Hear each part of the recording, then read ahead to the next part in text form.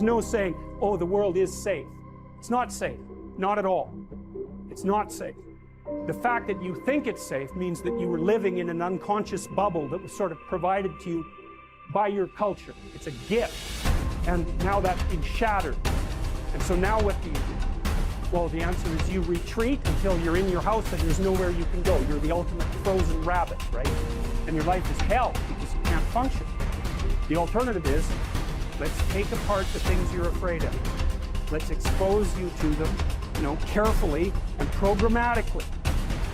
And then you'll learn that you're actually tougher than you think. Resilience.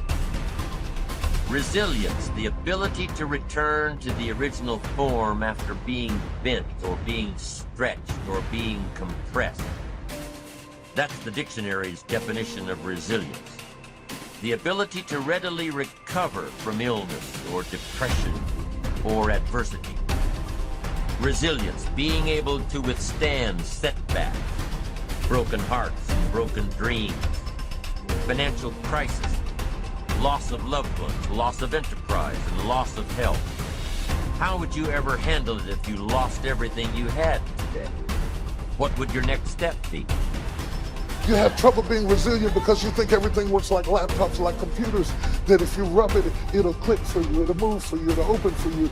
And you try thing after thing after thing. I tried that and it didn't work, and I tried that and it didn't work, and I tried that and it didn't work, and I tried that and it didn't work.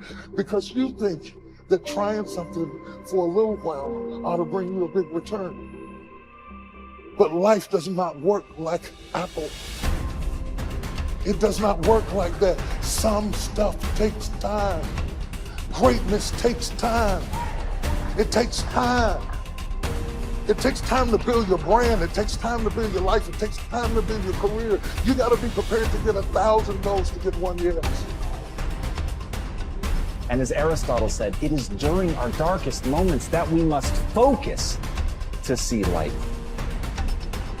You take your time and you put your focus on that, even when it hurts, especially when it hurts.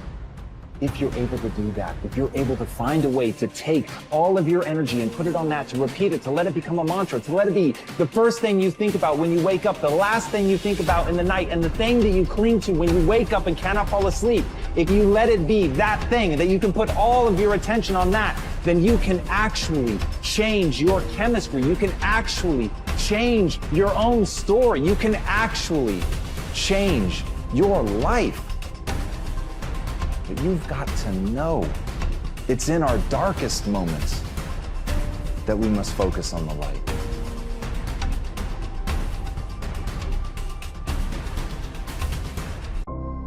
Thought is a spiritual activity and is therefore creative. But make no mistake, thought will create nothing unless it is consciously, systematically, and constructively directed. And herein is the difference between idle thinking, which is simply a dissipation of effort, and constructive thinking, which means practically unlimited achievement.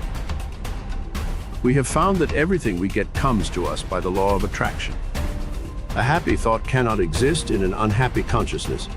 Therefore, the consciousness must change, and as the consciousness changes, all conditions necessary to meet the changed consciousness must gradually change in order to meet the requirements of the new situation. In creating a mental image or an ideal, we are projecting a thought into the universal substance from which all things are created. This universal substance is omnipresent, omnipotent, and omniscient. Are we to inform the omniscient as to the proper channel to be used to materialize our demand? Can the finite advise the infinite? This is the cause of failure, of every failure.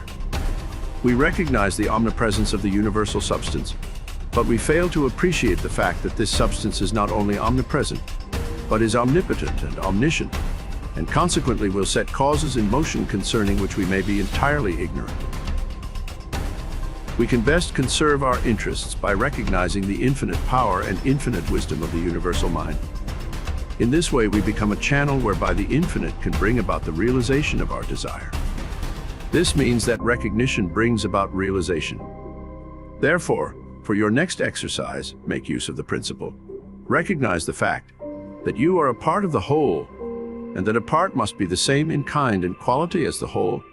that the only difference there can possibly be is in degree. When this tremendous fact begins to permeate your consciousness, when you really come into a realization of the fact that you, not your body but the ego, the I, the spirit which thinks, is an integral part of the great whole, that it is the same in substance, in quality and kind, that the Creator could create nothing different from himself, you will also be able to say, the Father and I are one, and you will come into an understanding of the beauty, the grandeur, the transcendental opportunities which have been placed at your disposal. Increase in me that wisdom, which discovers my truest interest. Strengthen my resolution to perform that which wisdom dictates.